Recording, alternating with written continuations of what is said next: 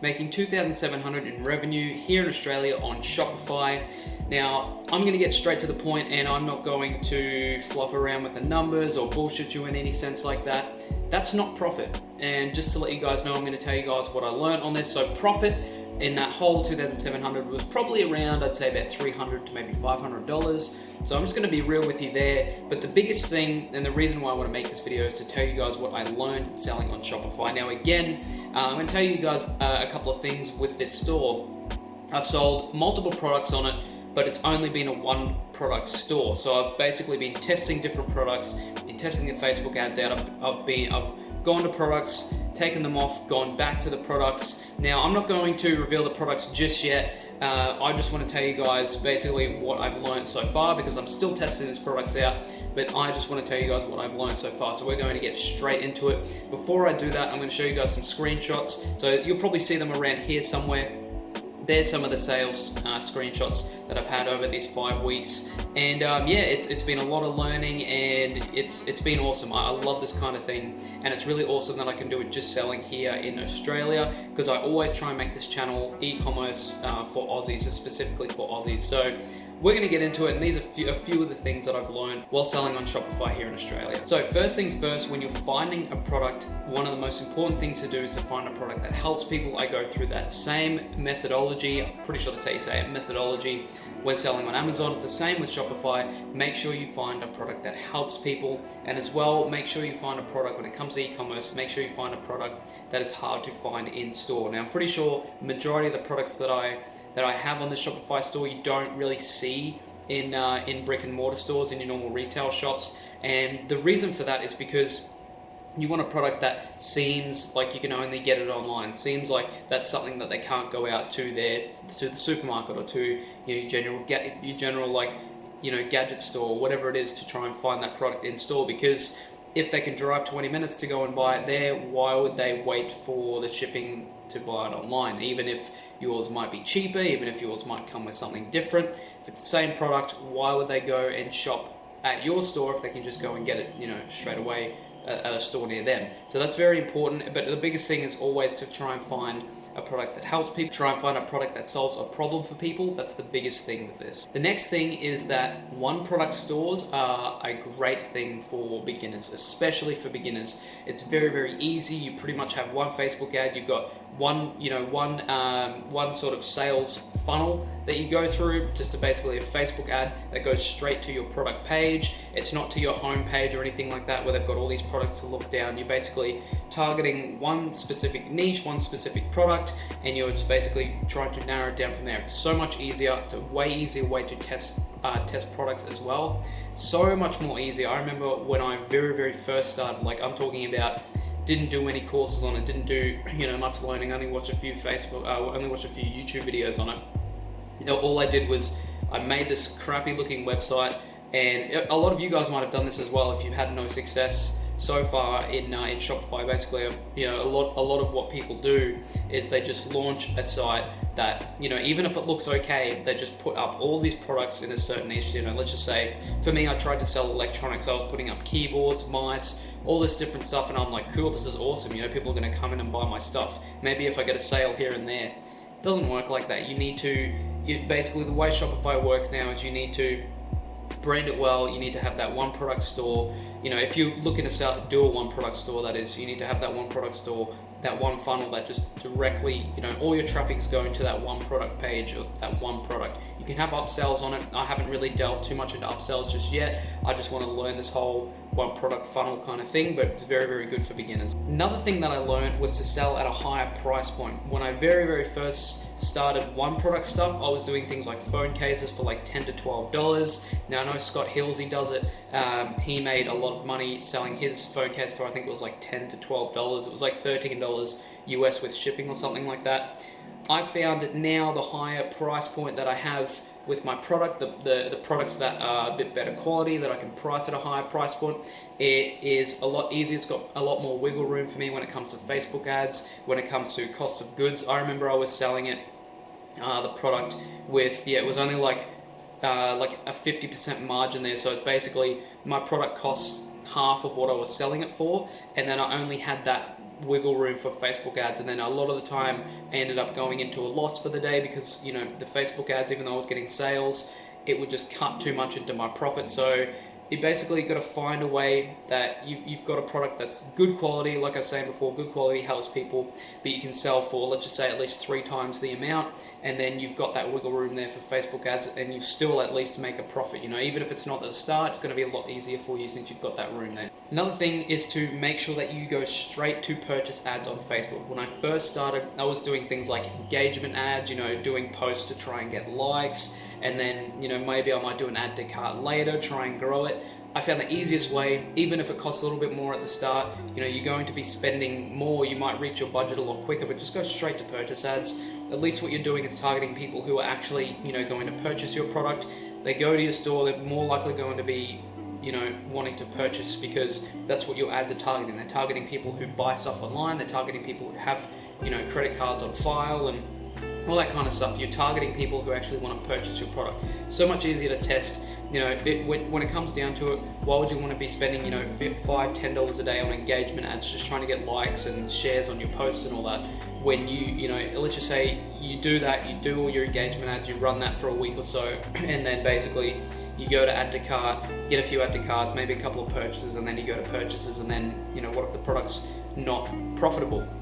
You've just spent 2 weeks, you know, doing this, testing this product, when you could do this in 3 days with purchase ads. You could just go straight to purchase ads, see if your product is purchased. Now, in that, you know, in that 3-day period, you can test things like changing your price. You can test things like, you know, changing your budget, changing your targeting, or you can just leave it for the 3 days, see how you go. If you don't get any sales at all, try different targeting. You know, try different ad copy, or just change your product. It's so much easier, you know, than just doing all this engagement ad stuff. Just go straight to purchase ads. It's so much easier, trust me. Another thing with Facebook ads that I've learned is make sure that you let Facebook do the majority of the work for you. Now, I'm not saying that you don't need to know anything about Facebook ads. I've learned so much over the past 6 months about Facebook ads and getting to know how they work. But what I mean by let Facebook do the work when it comes to Facebook ads is that launch your ads and try not to touch it for a little bit. Let's just say, you know, when I first launch, let's say if I'm doing a new product and I first launch an ad, I let it run to, you know, anywhere from around 3 to maybe 5 days,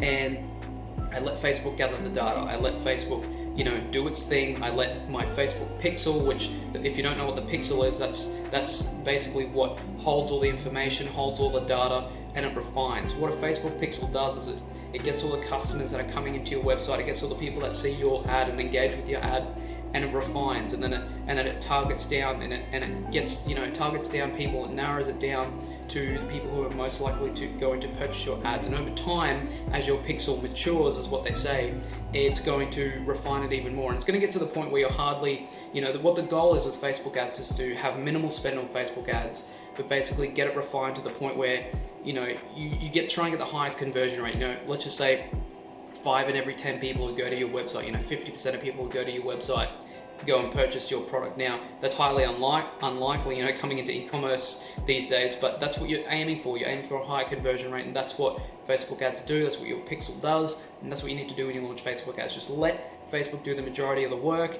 and then when you see you need to tweak stuff, that's when you tweak it, then leave it again, let Facebook do the work for you. Now, last thing as well, this video isn't going to be very long because I just wanted to show you guys, you know, what I've learned so far. Hopefully these tips can help you out. By the way, before I get into this last thing, if you do want to see more on Shopify here in Australia, I'm just learning it. I already have had questions about people saying, hey Jack, do you have a course on this? You know, I want to get started with Shopify, and, you know, is there anywhere I can learn? Right now, all I'm doing is showing you guys what I've learned so far. I don't want to delve into anything like a course or anything like that. You know, even if I've had a bit of success on it so far, I really want to get a method down packed for the Aussies out there, and yeah, I really want a method that's going to work, and I want to know that it's going to work before I even get into anything that's close to a course, you know, when it comes to Shopify. So no, I don't. Sorry guys, all I'm going to do right now is just, you know, show you guys as I go along and just show you guys my experience, tell you guys what I've learned, you know, my failures, my successes, all that kind of stuff. I did the exact same thing with Amazon FBA, so I want to do the same thing with Shopify right now, and I think it's the best way to go about it, is just be transparent as I can with this kind of stuff. So the very last thing, which is one of the most important you know, steps in this process, is when you're launching your Facebook ads, you know, calculating all your cost of goods and all that, and selling at trying to sell at a high price point, you got to make sure that you try and be on top of what your profit and loss are for the day. Let's just say you launch a Facebook ad for your first 3 days. See if you get any sales. After those first 3 days, that's when you really need to start tracking. Are my ads profitable? If you get a sale, what is happening after the cost of goods, and what is happening after your Facebook ad spend. Am I profitable? Am I in a loss? Do I need to up my price? Do I need to lower my price? Do I have room to lower my price? You got to start looking at that, and that only comes down to experience and learning as you go along with Facebook ads, learning, and a lot of you guys are probably stuck in the phase there where you can't even find a product. So what you need to do right now is to find a product, and then after that, when you find a product, make sure that you build out your site, and then that's when you start learning Facebook ads, seeing what works, seeing what doesn't. But a big thing when you do start making sales, really take a look at what your profit and loss is for the day. There's apps on Shopify that you can do that. There's free apps on Shopify that you can use for that. But just make sure, because been a lot of times, and stuff that I've learned as well, that let's just say even if I did 300 sales in a day, I might have spent $350 or $400 on Facebook ads, minus the cost of goods. You could be $100, maybe $150 in a loss. So you really need to look at that, and that's why I want to be as transparent as I can with this, because just because I say I've done 2,700 in sales, that's not profit. You gotta make sure that you factor in, and you gotta make sure that whoever you're watching on YouTube factors in that the cost of goods and the Facebook ad spend. Might look pretty, all the numbers on there, but I just want to be as real as I can with you guys. So one of the most biggest parts of this is all the Facebook ad stuff. Make sure you find a good product. Obviously, that's going to make sales, but when it comes down to it, make sure you let your Facebook ads do the work for you. Make sure you look at your profit and loss, because it all comes down to how much you're spending versus your expenses versus what you're getting as revenue, as sales, as income. And you got to try and make sure that you slowly over time you tip those scales in your favor, and you're actually making money from it, because that's the whole point of this, right? Is to make money online, is to start to create an income, and it's not going to happen straight away. That's why I'm doing all these videos. That's why I've done all those videos on Amazon FBA. That's why I'm trying to be as real as I can with you guys. That's the biggest thing when it comes down to it, is to you got to refine your own process, and you have to go and you have to do it yourself. The biggest thing as well, I don't have this on my list here, but biggest thing as well, which I can tell you guys, is to just go out and do it. The biggest thing is just go out and do it. When I first started, just to let you guys know, when I first started, within like the first 6 months, I'd lost easily like $1,000 or just over $1,000 in Facebook ads, because I didn't know what I was doing.